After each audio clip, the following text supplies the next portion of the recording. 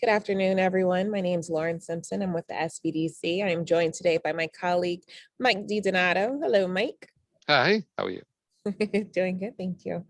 Um, Give me a couple of seconds and I'm going to share my screen and allow people to continue to come into the room, Mike, and give a quick Sure. overview. And while you're doing that, for those of you who are used to seeing GB Bajaj with us, he had a conflict. He's going to do an audit with one of his clients, so he cannot make it today. And we'll continue with some other topics. Go ahead, Lauren. All righty. Thanks, Mike. Again, my name is Lauren Simpson. I'm with the SBDC, or the Small Business Development Center. Good afternoon to you all. Thank you for joining us today. I want to give you a quick overview as to what it is that we do as an SBDC. The SBDC is a national program with over 1,000 locations across the country, helping to stimulate economic growth through business advising and development. We offer no-cost services to local small businesses, and they're at no cost because we are your tax dollars at work. And so your tax dollars have already taken care of our fees. So you might as well partake in our resources as they are free of charge to you.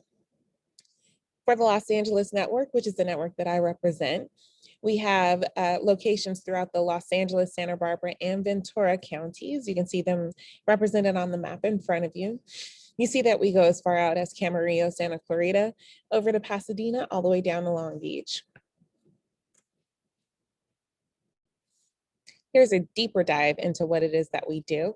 We offer no-cost business advising, and so you're able to meet for a one-on-one session with one of our business experts like Mike DiDonato, who's on with us today, as well as GB, as well as business experts in the fields of marketing, business planning, again, taxes, finances, whatever it is that your business might need, we have resources for you. We also offer virtual trainings, much like the training you have joined today. And so be sure to get in contact with us to get started. For Los Angeles area, you can contact us at 866-588-7232 or online at smallbizla.org/new client. Now, for those of you who have joined our webinar outside of Los Angeles area, you can reach out to us via americassbdc.org/find-your-SBDC. Mike, quick housekeeping. I just want to mention, please put all of your questions into our Q&A. Again, questions into the Q&A. The chat will be reserved for any links and resources that Mike might want to share with you. And that's it for me. Thanks, Mike. I'm handing it over to you. Thank you, and good afternoon, everyone. GB, as I mentioned, will not be able to make it today. He's involved with a client audit. So I'm going to go ahead and go forward with the presentation I have on legal structures and regulatory filings. This is normally a 2-hour workshop. I'll try to shorten it. We may move it into next week as well. If you have any questions, as Lauren said, put in the Q&A. If it's an urgent burning question, Lauren has the opportunity to unmute you to ask your question live. So with that, let's move forward with this. As Lauren mentioned, this is being brought to you by the SBDC, Los Angeles County Region. On the left-hand side of your screen, you will see the various types of entities in the state of California and most states associated with businesses. We have sole proprietorships, LLCs, all sorts of different types of corporations and partnerships. Additionally, there's other types of structures that can be formed with the state of California, such as trusts, which we're not going into today, such as cooperatives. We're not going to get into that today. I'm just going to be focusing on some of these legal structures. On the right-hand side of the screen, you will see various portals that you have to go to handle regulatory filings. Now, some of you, or many of you, are already in business. Even so, you may be considering changing your entity structure, or you may still be wondering about certain elements of the structure that you already have. So that is the reason I've decided to go through this presentation, and we'll be talking a lot about taxes as well. So with that, I'll move forward. Most people start off with a sole proprietorship. It is just one person doing what they love to do best. Perhaps they might have some family members or friends supporting them in their endeavor, but it really is just one person. There's one major disadvantage associated with a sole proprietorship, and that is it is subject to unlimited personal liability for business debts, losses, and liabilities. Thus, most people, once they determine that they have reached a certain risk level, this is about risk, will form some sort of entity, an LLC, a partnership, or a corporation. Or if there's more than one owner, they'll form an entity. This is about risk mitigation, because the number one disadvantage is that the business owner is subject to unlimited personal liability. And what we're referring to at this point is your personal assets at risk, your business assets, your personal income from outside your business income, and that's current assets as well as future assets. So if you are engaged in a business which carries a risk of lawsuits, a significant risk, or if you have employees, because employees can bring lawsuits, then you should consider forming an entity. Now, it's going to give not going to give you 100% protection. It will give you some protection. Now, let me move on from there. Those who do have sole proprietorships do have to register a DBA with the county, a fictitious business name statement. It does not give you any protections. It's a mechanism to help prevent fraud. It is a requirement under the Business and Professions Code of the state of California. So if you're doing business in a name other than your own, or in a name other than the name of an entity that you've established with the California Secretary of State, it is mandatory for you to register a fictitious business name statement through the County of Los Angeles or any county where you're operating out of, where you have headquarters. Once we move beyond sole proprietorships, we start talking about entities such as limited liability companies, otherwise known as an LLC.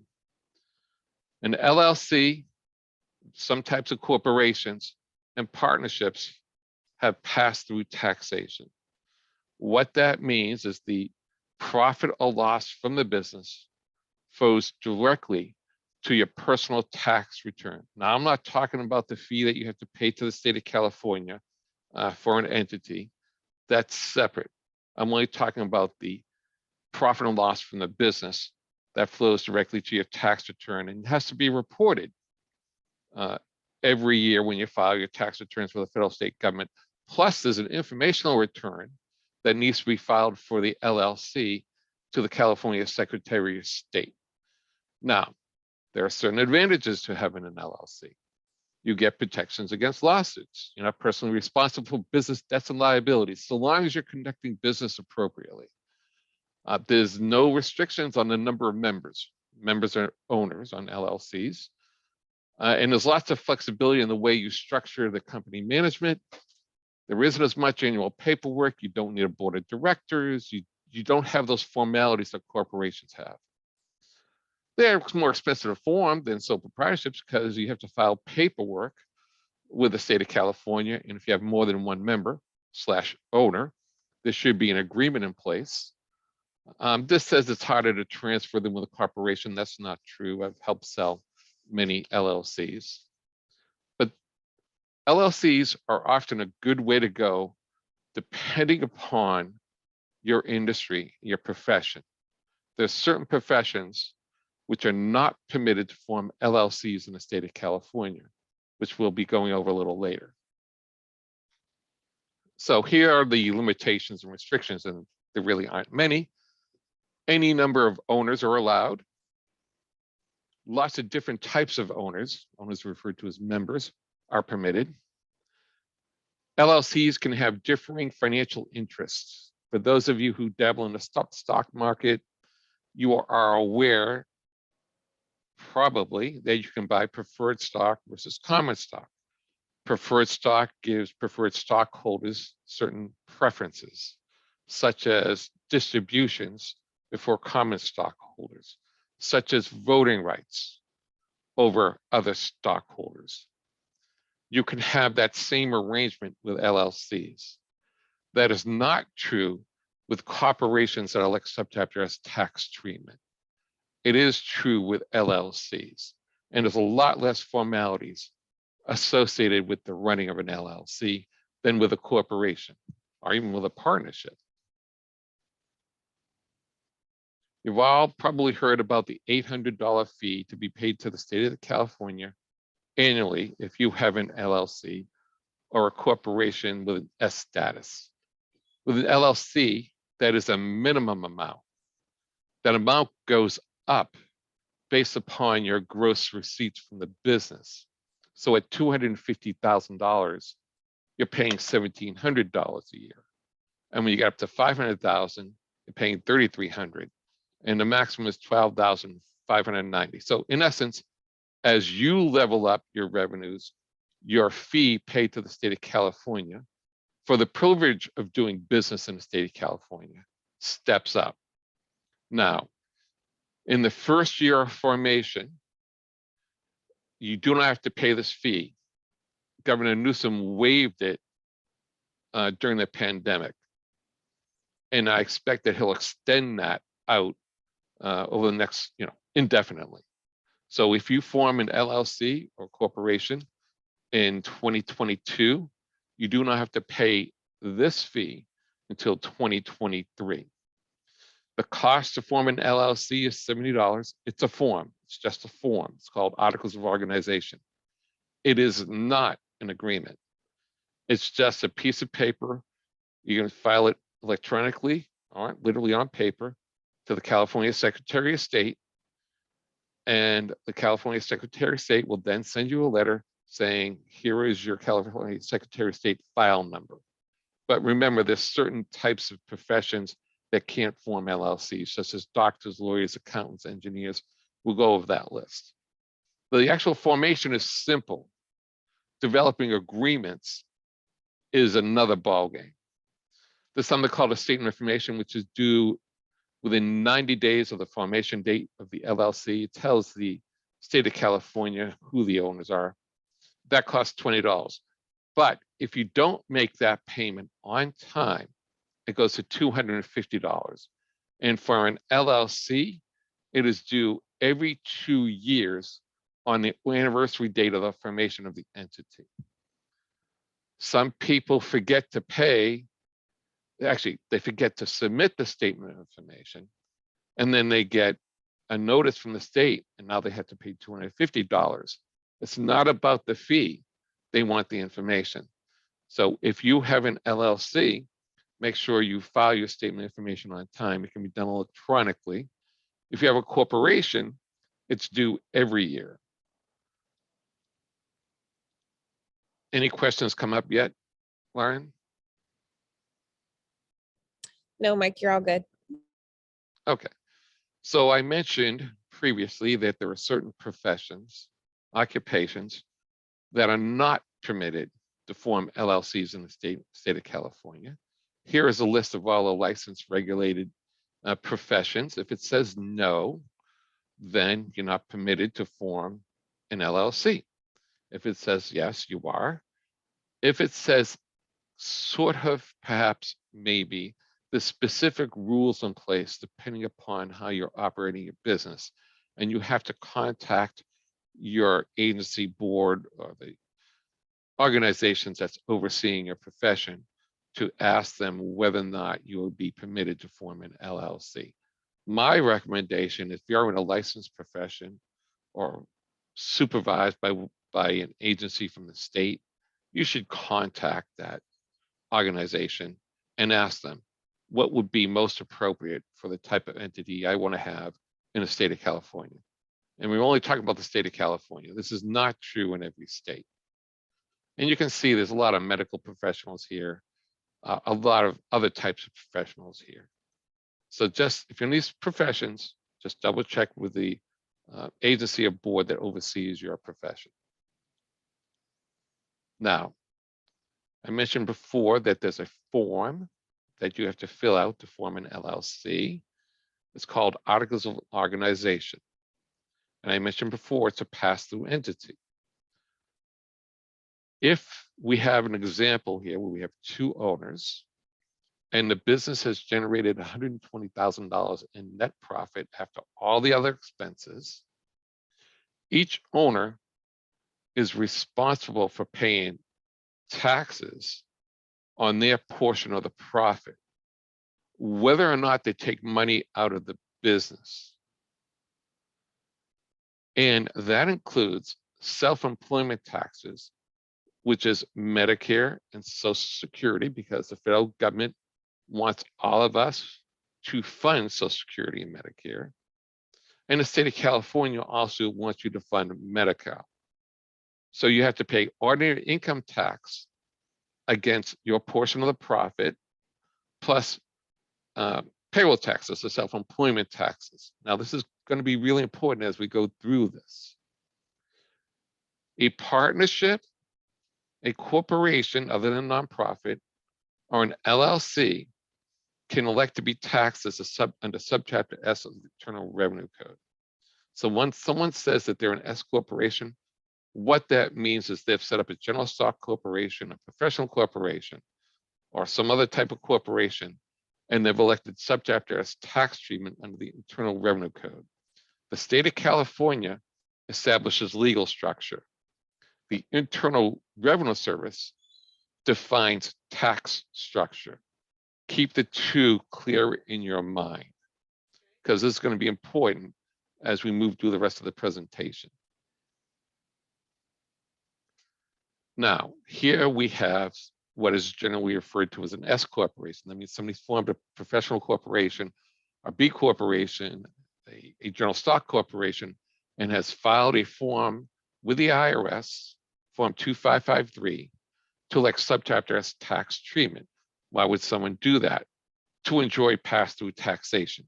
Because if they don't do it, they might be subject to double taxation, which means the entity, the corporation, is taxed at the entity level, and distributions, dividends taken by owners are also taxed.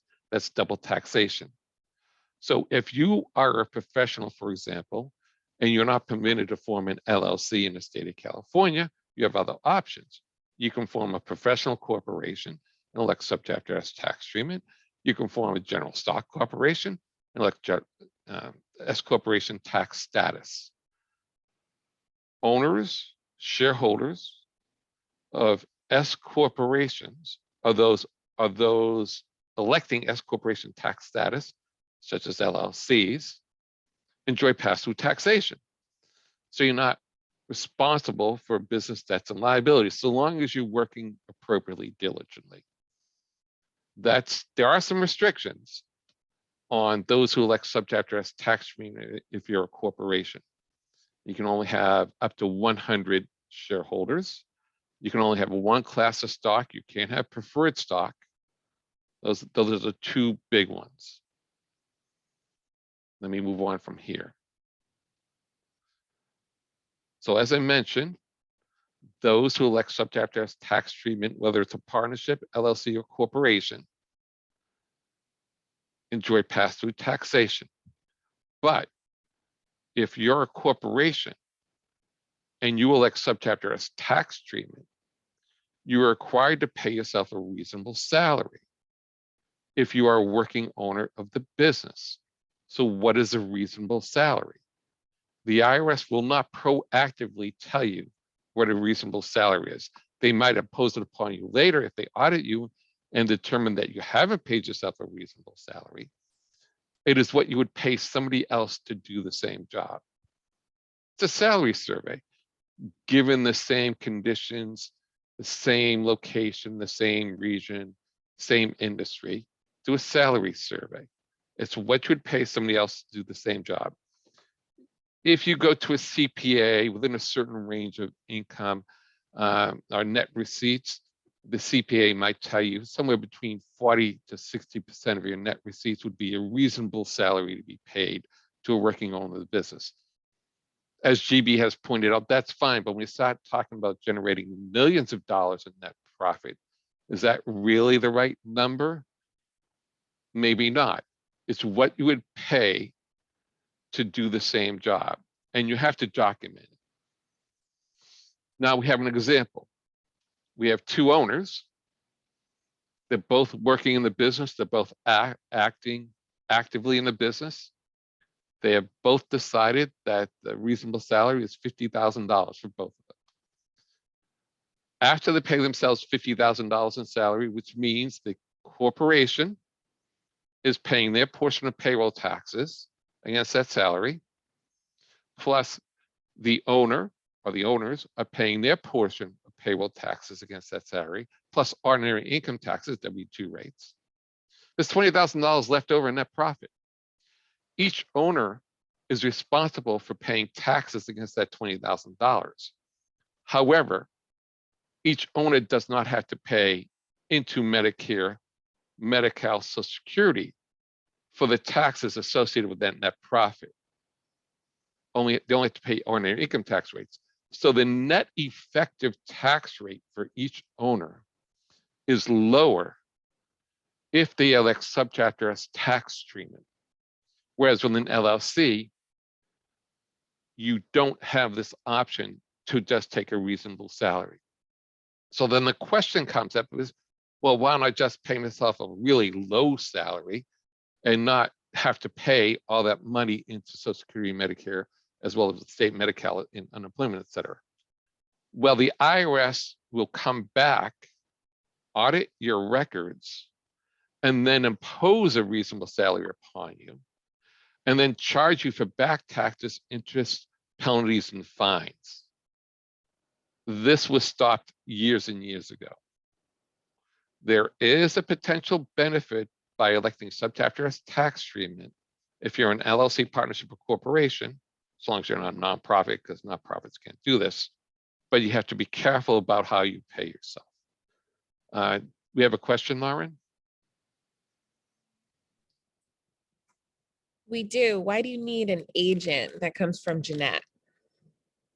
Why do you need an agent? I don't Why understand do the you need question. an agent? Jeanette, can you, we're gonna close out your question. If you could resubmit maybe a fuller question so that we can get an answer for you, that'd be awesome. Yeah, I don't understand the question. Thank you, Lauren. I will continue from there. So here we have an example of two people, Becca and Maurice. Becca and Maurice both love flowers, and they've both opened a flower shop in the same community. They both generated the same amount of sales for the year. They both have the same cost of goods sold. They both have the same gross margin. For those of you who aren't familiar of how financial income statements are presented on a summary level, this would be an example of that. So they both have the same expenses. Becca is a corporation, general stock corporation, and she has elected subchapter S tax treatment. Maurice has formed an LLC. He also had the option of electing subchapter S tax treatment, but he hasn't done so. Becca has done her research. She did a salary survey, and she has determined that a reasonable salary for her efforts is $50,000. So she has to pay payroll taxes out of her business, as well as payroll taxes from her own income into the federal government and to the state of California for that matter. Plus she has to pay ordinary income tax rates on their $50,000. So her total expenses is $280,000 and her net profit is $70,000. Of that $70,000, she doesn't have to pay any payroll taxes against it. She only has to pay ordinary income tax rates. Additionally, she has to pay the fee to the state of California. And when you elect subchapter S tax treatment, the Internal Revenue Service, you have to pay 1.5% of net income. Whereas with an LLC, it's a fee that steps up based upon your gross receipts, not net income. So she has to pay $1,050 to the state of California for what she has generated in net profit. The minimum, by the way, is still $800 for those elect subchapter S tax treatment in the state of California. So her total tax liability is approximately $36,000 in this scenario. Maurice has not elected subchapter S tax treatment. He has the same expenses other than the fact that he hasn't put himself on payroll. So his net profit is $120,000. So at that level, it seems that he's doing better than Becca. But after tax is what counts. So Maurice has to pay self-employment taxes to the federal government as well as to the state of California for various purposes. His tax liability is higher than Becca's because he did not elect subchapter S tax treatment. Therefore, he couldn't put himself on payroll, take a reasonable salary. So plus he's got to pay $3,300 into the state of California because his sales is at $600,000. And at that level, he has to pay $3,300 fee to the state of California as an LLC. So his total tax liability in this situation is $52,000, whereas Becca's $36,000. By taking the action of electing subchapter S tax treatment and putting herself on payroll, Becca has saved herself $16,000. Now, this is based upon 2020 rates. There's all sorts of assumptions that go into this. They're both single, no deductions, no dependents. There are costs for processing payroll, et cetera. I'm showing this as a guideline. I'm suggesting to you that you have conversations with your professional tax preparer to determine what is best for your particular situation. But I want you to see what could possibly happen when you compare an LLC that doesn't elect subchapter S tax treatment and a corporation or any other entity that does elect subchapter S tax treatment. I do see a question, Lauren. Lauren, what is it? So it's from Anonymous. For California, do I need to convert LLC to Corp first before electing S Corp election? No. You can elect subchapter S tax treatment at any time during the life of an entity. A partnership, corporation, or an LLC can elect subchapter S tax treatment. Okay? Thank you, Mike. That's it. Yep, that's it. A C corporation, think about Coca-Cola, GE, those very large corporations, they're C corporations. They are taxed under subchapter C of the Internal Revenue Code. The Internal Revenue Code is like this big, it's huge, okay? And there are chapters in the Internal Revenue Code. This has to do with those businesses that have chosen not to elect subchapter S tax treatment, those corporations, such as general stock corporations. In which case, the corporations are taxed at the entity level for their profits, and then the dividends that are issued to shareholders, those dividends are taxed against the shareholder tax returns. That's double taxation. And that's the number one disadvantage of having a C Corp. The vast majority of the people that come to see us, I do not recommend C corporation status for that reason. Now, there might be some situations, depending upon what you're doing, where it may be okay. And again, talk to your professional tax preparer to make the appropriate choice for your particular situation. With corporations, there's all sorts of formalities that have to be followed, such as coming up with a board of directors, having meetings with those board of directors, keeping minutes with those board of directors. There's a lot to it. Keep that in mind, that if you form a corporation, there's a lot of formality. On LLC, there isn't. In some states, you can form professional limited liability companies. This is not true in the state of California.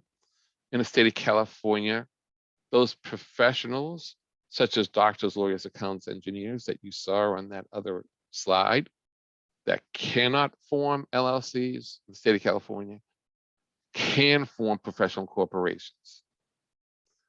Additionally, just like every other type of corporation other than nonprofits, they can elect subchapter S tax treatment. There's other different types of corporations. There's B corporations, special purpose corporations. I don't recommend that people form these types of entities because it adds complexity to your life. A public benefit corporation requires a third-party assessment of various matters that are going on in your business. Traditionally, the way you measure a business is the profitability that is generated to the owners of the business, maximization of shareholder value. This looks at the people, the planet, and the profits. My argument is you should be treating the people properly anyway. You should be treating the planet properly anyway. Why add complexity to your life when it's not necessary? So I understand the urge to do this, but I don't believe it is necessary for you to set up a formal public benefit corporation. If you're going to set up a corporation, set up a general stock corporation, like subchapter S tax treatment, or a professional corporation, or a close corporation, and do everything you're supposed to do the right way. Let me continue on from there. There's something called a special purpose corporation, which combines a nonprofit purpose or public purpose with a for-profit purpose. It gets confusing. It's two different worlds. You can certainly set up a for-profit corporation and a nonprofit corporation and have the for-profit feed the nonprofit. But why combine the two? Why mix purposes? It just, don't complicate your life. Life is hard enough as it is. Running a company is hard enough as it is. Just keep it as simple as you can, because you're going to be facing too many masters. Or support those nonprofits, as we all should, that you believe in. Now, this type of corporation I really like. It's called a close corporation. A close corporation can elect subchapter S tax treatment. The owners are not personally responsible for business debts and liabilities, a lot less formalities for shareholders. You don't even have to have annual meetings. Directors and officers are not required. Doesn't mean you shouldn't have them. Harder to pierce the corporate veil, which means it's difficult to sue the boards and the officers. Profits can be disproportionately distributed. You can tell this is meant for families because spouses are considered to be a single shareholder, and it's restricted to 35 shareholders, which means a maximum of 70 people. This, I think, is a wonderful way to go if you have close family members that want to go into business together, so long as they all get along. Obviously, you need to have agreements in place. I have one client whose father did this in the 50s. She's now running it, and she doesn't need to have call board of directors meetings. She can distribute profits to the family members any way she wishes because she's the primary shareholder. It works well for her and may work well for others. Again, always consult a professional before you make these choices. I'm just giving you some general information. But look at this. The California Corporation Code indicates that the failure of a close corporation to observe corporate formalities relating to meetings of directors and shareholders pursuant to a shareholder agreement shall not be a factor establishing personal liability. That is huge. So just keep this type of entity in mind when you're thinking about setting up a corporation with some family members. Oh, do we have another question, Lauren? We do, Mike.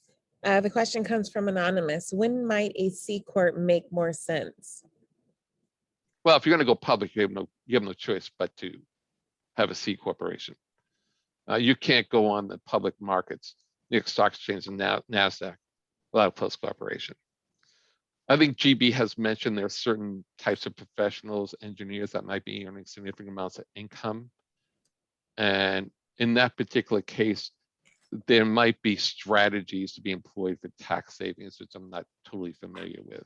So once again, I'm going to recommend that you speak to a tax professional if you have those questions. But certainly, if you intend to go public, or if you intend to bring in some investors, the investors may require you to reincorporate in Delaware for particular reasons. And they there'll be a corporate agreement in place that governs how distributions are made. It gets very complicated and legalistic. So there may be times when you'll be required to do so depending upon your situation. I'm not going to talk much about nonprofits. We really don't handle nonprofits. There's a Center for Nonprofit Management in downtown Los Angeles at the train station. There's a Center for Nonprofit Partnership in Long Beach. If you want to set up a nonprofit, talk to those folks. It's a lot of work. Nonprofits generate funds primarily through donations, contributions, and grants. For-profits generally generate their funds through customers and client interactions, through payments. It's two different worlds. Nonprofits are mission-driven. For-profits are profit-driven, customer-driven, client-driven. So this is not something we typically deal with. We're not geared for it. Now we're into partnerships. There's three types of partnerships. A general partnership is like a sole proprietorship, except it's worse because you don't have to file any paperwork with the state of California, but all owners are subject to unlimited personal liability for the actions of the others. So if you have two other partners, you're responsible for their actions, which means your assets at risk for their actions. Bad idea. Don't ever get into a general partnership. And every partnership should have an agreement in place, even if it's a general partnership. I believe because of the risk that you're taking with your assets, it is absolutely improper to engage in a general partnership. Too much risk. It's about risk mitigation. Now, there are limited partnerships. Limited partnerships do get passed through taxation. So despite its name, a limited partnership includes a general partner. And the general partner will take on all the personal liability. Of course, sometimes the general partner is a corporation with limited liability. This is usually used for, let's say, a developer who wants to put up a condominium complex or something like that, or a commercial high-rise. The general partner will handle all the day-to-day operations. The limited partners have no say in business decisions. They're there to just put money in. That's it. I don't recommend you ever be a general partner because of the risk you face. If you have an opportunity to be a limited partnership, you might consider it, but keep in mind that you have no say in what goes on with the business. We continue on from there. There's something called limited liability partnerships, where everybody gets pass-through taxation, everybody gets protections from lawsuits. It's limited liability, so they get protections from lawsuits. This is usually used by accountants, attorneys, architects, etc. Remember, certain professions can't form LLCs, such in the state of California, such as accountants, attorneys, and architects, but they can form LLPs.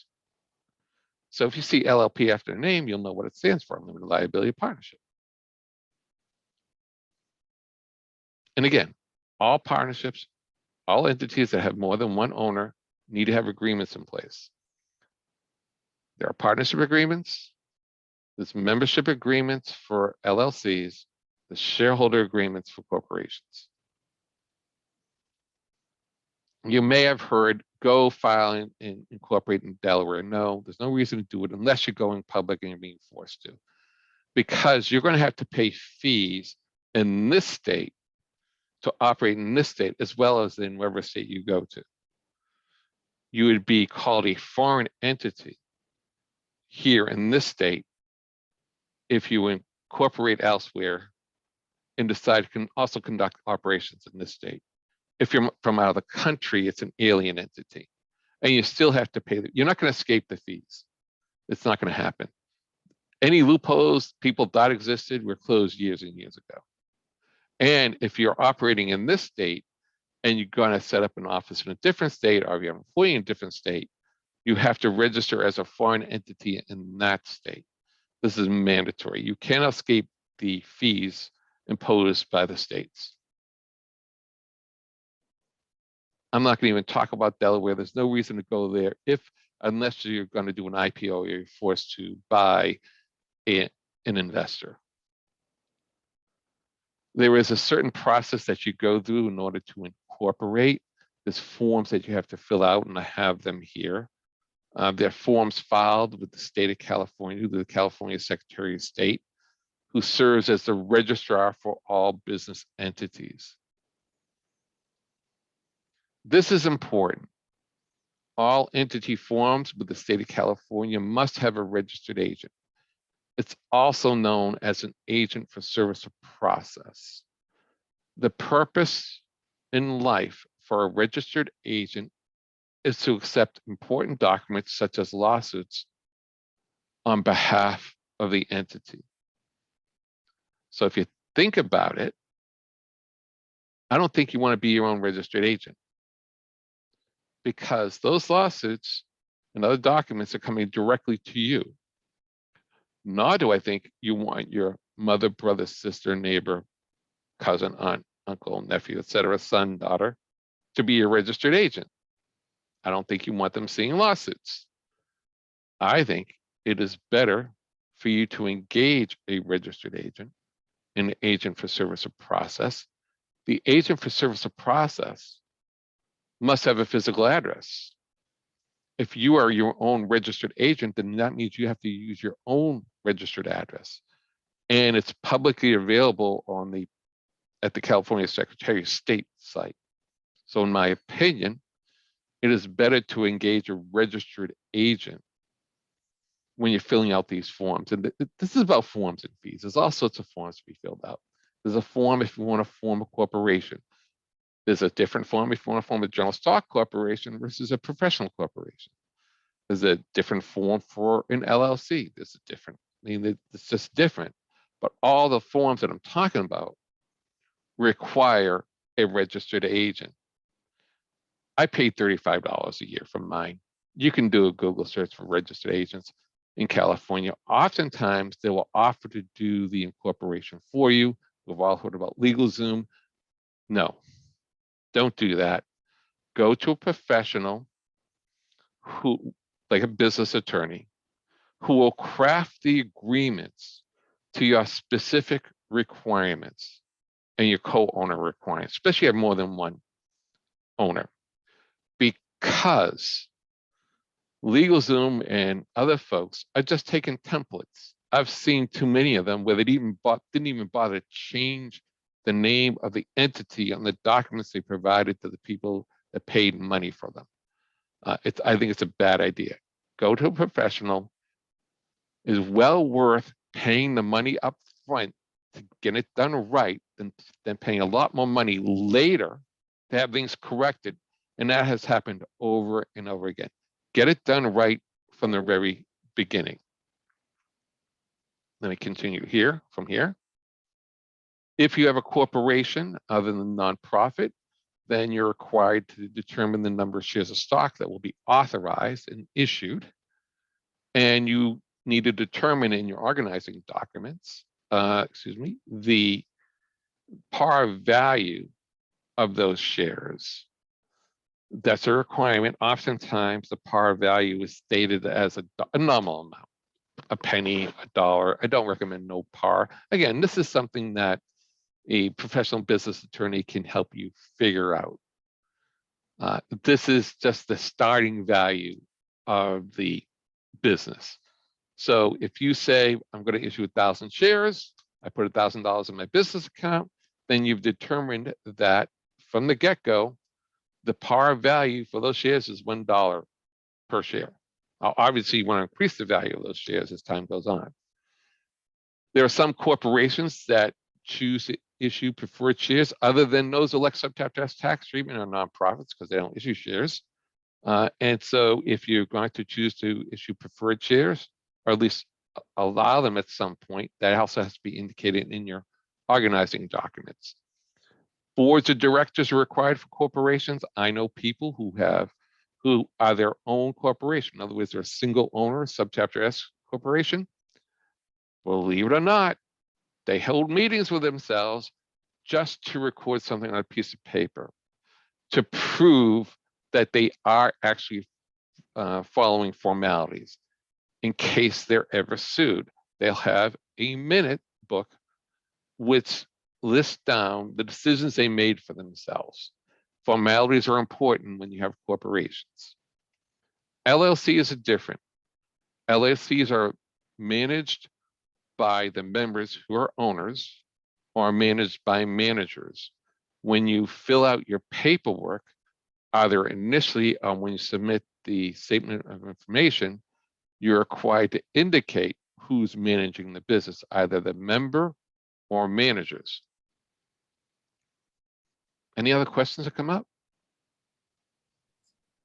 We did have a question in the chat, Mike. So it Go looks ahead. like, is Northwest a good registered agent? That's by I his, I can't address that. I have no idea. You know, okay, I don't know all the registered agents in the state of California. Just look okay, at the reviews. You okay, we know. have another one. From Mhm. Jeanette, it looks like it's, she's saying or asking, so registered agents uses his own address for the LLC? They'll have an office and they'll have a physical address. So the answer is yes. Perfect. Registered agents must use a physical address. That is true. All right, that's it, Mike. Okay. So once you create an entity, those who are already in business, you're required to meet certain requirements as you conduct a business. If you have a corporation, you're going to have bylaws. You have to, look at them, update them periodically. You should have boards of directors, and you need to at least have a meeting once a year where you make certain policy decisions. Oftentimes, corporations, larger corporations, will meet once a month or once a quarter. And these steps are important because you don't want to lose your protections against lawsuits. If you're a corporation in name only and you're not following the requirements, there's a possibility that the shield against lawsuits will be pierced. It's called piercing the corporate veil. These things are important, so you should maintain a minutes book. You should document your meetings. And by the way, having meetings with, shareholders, directors is important as well in terms of running a business, because they often bring great insight and strategies and techniques and information and knowledge to you that might not otherwise have. Always call upon the expertise of others in those areas that you don't have expertise. It's going to be helpful to growing and managing your business.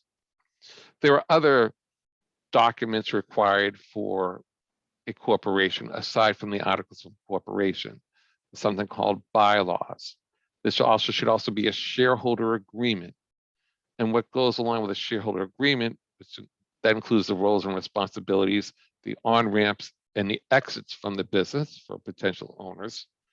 This should be a buy-sell agreement, whether it's an LLC, partnership, or corporation, because the buy-sell agreement defines what happens should one of the owners leave or be incapacitated or pass away. I do face that from time to time. And if the agreements, buy-sell agreements and the shareholder agreements, et cetera, are drafted properly, it makes it a lot easier to work through those issues. So the buy-sell agreement will often give the remaining owners the opportunity to buy out the former owner. And these are types of agreements that LegalZoom and other, digital formats will not provide to you appropriately. And if you're already in business and you have more than one owner, whether it's partnership, corporation, LLC, and you do not have a membership agreement, shareholder agreement, partnership agreement, and you do not have a buy-sell agreement, you should deal with that fairly quickly. It's really important to have these things in place. So LLCs are not required to follow the same formalities as corporations. You don't have to have a board of directors. You should have a board of advisors, but it's not a requirement. You just need to follow the rules under the membership agreement, and you can be very flexible the way you manage the business. Doesn't mean you shouldn't follow formalities, but they're not a requirement. Obviously, there are certain external requirements that you have to follow every year, like filing your income tax returns, paying your franchise taxes, sales and use taxes, meeting payroll obligations, as we discussed many times before. All those things are important to maintaining your business.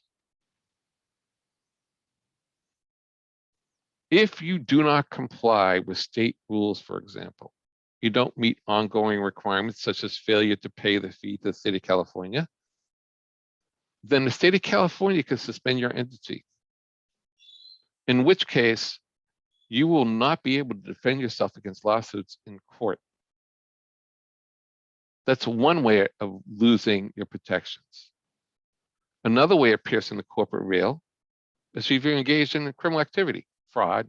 Not that anyone listening to me would do that, but no court in the land is going to defend a criminal who just happens to set up an entity to protect himself from lawsuits or herself. That's not going to happen. I think we have a very public trial going on right now concerning a woman, or maybe it's settled at this point.